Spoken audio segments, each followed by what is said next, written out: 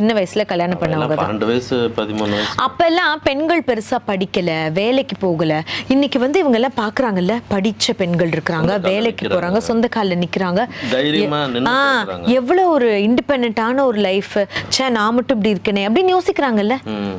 நான் சொல்றது புரியுதா இல்லையா? புரியுது. அவங்கள நல்ல செட்டில் பண்ண வச்சு கல்யாணம் பண்ணா இந்த மாதிரியான விஷயங்கள் குறையும். அதுக்கு முன்னாடி ரொம்ப சின்ன வயசுலயே அவசரப்பட்டு நீங்க கல்யாணம் பண்ணி வச்சுட்டீங்கன்னா உண்மையான மேரிட்டல் வாழ்க்கையை அவங்க லேட்டர் ஆன் தான் தேடுறாங்க. இதுதான் அதிகமாக எக்ஸ்ட்ரா மேரிட்டல் அஃபேர்ஸ் வளர்வதற்கான காரணம். எஸ், அப்படின்னு தான் நான் நினைக்கிறேன். I believe that. It's really இறுதியா ஒரு கேள்வி. இந்த மறுபடியும் சொல்கிறது, இந்த ரீல்ஸில் சொல்லி தர்ற விஷயங்களை எப்படி தடுக்கலாம்? ஏன்னா இது காவல்துறை நடவடிக்கை எடுக்கணும்னு நினைக்கிறீங்களா, இல்லை பெற்றோர்கள் தங்கள் பிள்ளைகளை கவனிக்கிற மாதிரி இப்போ இன்றைக்கி இருக்கிற நீங்கள் சொன்ன மாதிரி ஜென்செட்டா அந்த மாதிரியான பேரண்ட்ஸ் என் பையன்